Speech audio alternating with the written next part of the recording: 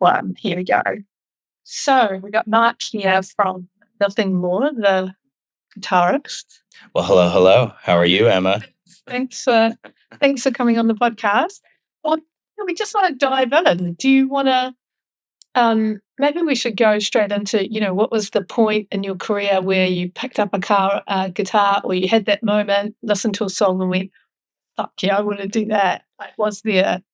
Yeah. So my older brother played drums, and honestly, he just high school he got really into Metallica, and so he started blaring it all the time. And at first, it was like, oh man, this is really loud, this is aggressive. But then you can't help but fall in love. And it was right around that time, eighth grade going into ninth grade. I really wanted to learn electric guitar. I had a background in singing and choir and traveling a lot for that, performing, theater, etc. So it's like I love to be on the stage, and I had a passion for music already, but practicing was always kind of like meh. I wasn't into it. So, and my dad had tried to teach me acoustic guitar, Beatles and Beach Boys, and at 9 years old, I wasn't into that at all. It's just hurt my fingers. Just wasn't cool. Now, of course, oh, those bands are freaking amazing. They're the best. But yeah, at the time, I wasn't into that. And then I got my dad to buy me a cheap electric guitar with a built-in amp. It was honestly a POS, but I loved it. And just like there, it had this volume button, which was also a gain, like distortion feature. And so I would turn it up, and I really fell in love. And that's when hating practice turned into loving practice and wanting to learn songs and learn these guitar solos and things. And it was just amazing. So, right, yeah, ninth grade, I just head over heels for guitar and rock and metal. Wicked. Yeah. Yeah. So thank you, Hammett Hetfield, and my older brother. And so, what was, let's talk about the band as well, if you want to talk about how that came about, and maybe what people don't talk enough about what you've sacrificed and maybe let go of, this old version of yourself to become who you are now in this band. Like, you have to grow and evolve, right? For sure. Yeah, you're absolutely right. Yeah, shed the old skin for sure. Um, okay, so actually, fast forward maybe a year. Yeah, a year later, I met Johnny. He asked me if I wanted to be in a band, and I said no. I just liked learning other people's songs, and that was enough for me. And so it's funny. So that stuck with me 6 months later. I was like, well, I'm writing my own songs. Like, actually, I think I do want to try this band thing. You was just keep. It did. It honestly did. So I gave him a call. We went to go jam. At that time, Johnny was drumming. Um, Fantastic drummer. Still is. Um, and just that first practice, like it was awesome. Like I jammed with my older brother for sure, Metallica and things of that nature. But kind of like doing our own songs and creating what hasn't been created, or making something new was so special together. And there was this just unique synergy that I just knew this is my calling. Like, this is what I'm supposed to do. I love music. I don't know how I'm going to get to this destination. Yeah. Yeah, like exactly. The God kind of moment, like, oh my God, this is 100. Yeah. And we had in those early days, even in high school, it's like I don't know, we all had this experience just with music of it being this solace, this refuge, and how these songs and these bands would help us out and help us kind of put words to things that we couldn't express, and through those hard, awkward times of puberty and anxiety and just going through life. um, Music was this safety, it was this shelter. And actually, our first album is called Shelter. So in a way, it's we're still being true to that. It's become, thousands of miles from home and hear people singing our songs that don't even speak our language and how much it means to them, how it's helped them get through this and that. That's that's the best. That's what I've always wanted to do because music has helped me. And I'm so happy to give back and pay it forward to continue on and carry the torch. Um, so Mental health yeah, yeah, to that, yeah, relationships breaking down, marriage, hard times, good times. Like it's always music. yeah. No, you're so right. Just feeds your soul. Like it totally helps me out in everything. Yeah, music is food for the soul. I fully agree. So as the band progressed, though, um, how did you find kind of evolving, from a mental perspective of letting things go and, it would have been scary and stepping into the limelight more and doing things differently. Yeah, yeah. No, great question. Um, because there was a lot of uncertainty with, well, what do we do after high school? And we went to college. I studied classical guitar, just kind of continued on the music train. Didn't know how I was gonna keep it going, but I felt like, man, I need to stick with Johnny, and that's when I met Dan. Um, I had known him previously. He and Johnny were actually in this praise band together, and so they kind of cut their teeth there and grew close. We had a bass player at the time, but so Dan moved back to San Antonio after being a river raft guide in Colorado, which is awesome. Dan's story is such a cool story. Um, anyway, yeah, I'm trying to piece together where. Also, you're basically kind of going from young adult into professional. Yeah, yeah, yeah. So I convinced Dan to join the band. Finally, he did. I promise you, there is groove in our music. You can make it better. It's gonna be good. So he joined. And he's like, "Oh, okay, guys, I'm gonna fix up my grandma's RV. We're gonna go on tour. We're gonna play outside of our city." It's like, "Oh yeah, yeah, let's do it." Yeah, yeah, yeah. And so he did, and um, yeah, we went on tour, and then we all dropped out of school, and it's like, forget it, plan A, no plan B. There's no turning back, there's no looking back. This is what we wanna do. We believe in this. We don't know how we're gonna get there again, but if we just keep on, we'll make it happen. And so, fast forward, um, years of grinding and doing this, and figuring it out. It's like, okay, we gotta pay our bills now. How we need to do this, and we've tried label showcases and these labels that said, no, you guys are really cool, it's entertaining, but rock isn't selling right now, so we don't know what to do with you. And that happened on a number of occasions, to where we get really excited, they'd wine and dine us, and then it's like, nope, no, there's no money to budget or set aside for you guys. um, Basically up until 2013, and then the stars aligned. And actually, right around that time is also the biggest moment of my life. I found out I was going to be a father. Um, I had met Sarah, in 2011, and she's amazing. Changed my life completely. I asked God to be blown away, and lo and behold, we met on a cruise randomly and hit it off, and I couldn't be more happier.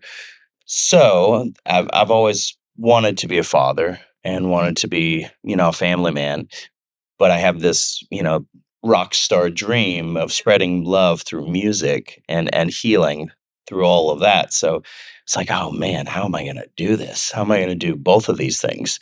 And that that is the hardest thing I've ever done, and I'm still figuring it out. Yes, Feel alive. I want to go crazy and be on stage and jump around and but right, I'm away from my family. It is. Yeah, miss his shows and plays and you're so right. providing for the family too. Exactly. Yeah. No, you're right. It's hard to, have Sarah home and she doesn't have a partner to share the load with. That's the hardest thing. It's like she's telling me yesterday. It's like, So massively as well. oh, of course. Yeah. Yeah. Pulls on your heartstrings. Yeah. But yeah, when he's sick and she's taking care of him all by herself, she's doing all the things and I try to help as much as I can, from the road, obviously, right, financially taking care of things, trying to get her time away, time with friends, figuring out our schedule. His gymnastics season starts in January. It's a month away, and I'm planning all these hotels and doing everything that I can, and I'm happy to. And that is the worst thing in the world is feeling helpless, and it's like I want to share the load, to be there, and um, yeah, Stuff that you can. absolutely, absolutely. I think also we need to, I think our generation is not very good at giving ourselves some grace. Hmm. I think we quite hard on ourselves a lot of the time and push, push, push, push. But also, Yeah. You're out here as a musician on tour doing your thing, also providing for your family, and then you're booking hotels and doing all that other stuff too. So you're doing great. Well, thank you, Emma. Yeah. We need to hear that, right? Because we don't say it to ourselves. We do, and I wouldn't be here if it wasn't worth it. If I didn't believe in this vision, this passion, and this experience that we give to other people, and how it helps people because of how music's helped me. And I am really passionate about that. I know I've said that before, but that's what kind of keeps the engine going for me. It comes through in your music and what you guys do and what you talk about for sure. Like mental health details are a massive thing for you guys. Yeah. And the looks and Yeah. about all your t-shirts, a lot of wearing some, what is that?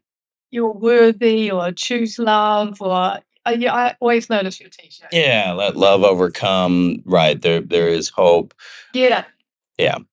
Absolutely. Shining a light on, yeah, it does get worse before it gets better, but at the end of the day, yeah, there's always hope. If you seek, you will find. Yeah. How long did it take before you kind of got signed and you got the break and you're like, I'm, because there's a balance, isn't there, between having the vision and going for it and basically ignoring my life is actually on fire. But you've got all this stuff going on. It's going to be okay. Yeah. I've got to keep focused on the end goal. This is going to happen. Yeah. Yeah. And there's a certain amount of delusional that I think most successful people have that you have Yeah. to No, you're right. And there is kind of this golden rule in the universe that it takes 10 years or 10,000 hours to become an expert at something. And it's weirdly true. Um, I Johnny and I started jamming in 2001, 2002. We released our first Nothing More music. I was actually the singer at first, and then I got an email while I was away on a family trip that was like, "You should just focus on guitar." So that was really funny. But it's what needed to happen for sure. So come 2003, we released our first Nothing More music. 2005, we started touring, and feel like we really became a real band once Dan joined the band and we played outside of our hometown. Touring is part of being in a band, a real band, I would say. So fast forward 2013 is when we got signed. And that is a big deal just in regards to, yeah, a label is, they're a promoting company, they're a marketing company, they're a bank. Honestly, they have all these connections that they've worked and they can pour you into this mold, so to speak, and set you up for success. Yeah, they take a bunch of your money and everything that you'll get back eventually, but it helps to be to have everything figured out. And yes. So they just have to. Yeah, because that's what they've been working on too, and into elevating these artists, into getting your music heard, which is the end goal, and that is the shortcut. We tried doing it on our own for a long time, and we only got so far. So to have somebody back us financially and put us in front of people, yes, that's what we wanted. So that took 10 years. I didn't, this roundabout way of saying like it really is this 10 years or 10,000 hours thing. Um, so whatever you're doing in life, know that that rule kind of helps. Honestly, yeah. And here we are. That was 2013, and now it's 2025. So it's been a long time, but we're not crazy financially well off or whatever. But I mean, I can pay my bills. I have retirement set aside for my family, and I am very blessed. I'm very, very happy. Yeah, there's still more bills to pay, and there always will be, you know. But I am. It's great. Thank you. Uh, You work hard. Appreciate it. And you guys are mega talented. You To are. You are. So it's great. It's great. I love seeing people, that have worked really hard and successful in getting into things. Yeah, yeah. No, for sure. Again, it's like if you seek, you'll find. Like if you'll understand how to connect the dots and make it a reality. Whatever your dream possibly is, just keep at it and you'll figure it out. Yeah. Perfect. Just a question on Yeah. maybe what advice you'd give to other musicians that are aspiring, because that's always a good one. Yeah. What is there anything that you want to say? Yeah. I would say to yeah, aspiring musicians, again that sort of 10-year, 10,000 hour rule, that is something good to know of. Yes, it's a long time, but you'll overcome the obstacles and think of your failures as opportunities to do better, to learn how to work smart. And not just kill yourself doing all these little things. It's like, well, this makes more sense if I just do this one thing. um, Find a mentor, find those people that you need on your team that aren't afraid to tell you you suck or hey, yes, Constructive. to not BS and not just be yes men. Constructive. Yes. Yeah, constructive feedback, not like, because a lot of people, I think you got to be careful who you share your goals and dreams with. Yeah. You're not going to go to an electrician and ask them advice on building a house. Yeah. Do that. Ask people, You're right. an entrepreneur, but you're asking a person that works 9 to 5. Right. But you can totally see someone's true colors, and their intentions whether they are bullshitting you. And we've been promised the world for sure from people and been stolen from and all of those things, just like everybody will have at some point in their life. Those people that lied to you and promise you the world and then just disappear. And that's okay. That's part of the journey. That's how you learn who to trust and who is on your team, who gets your vision. And when you do find those people, they will. It's a team. You work together to everybody one for one, all for one, and one for all. Screwed over so many times. It's like, get there, Yes, it's fine, need change. You're like, it does. You can pick it out.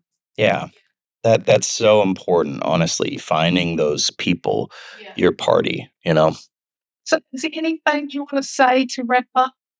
Anything you want to? Um, I've touched on going through hard times, and music will always be there. It's been a refuge for me, and I only hope that it continues to be uh, stuff we write, the words, the stories we tell, that yeah, that it touches people. Understand that there is hope, and yes, the world can seem like a horrible place if you see it that way. And there will always be horrible things. Our parents said there were horrible things, and their parents said that too. And I find myself saying that. So that's always the reality.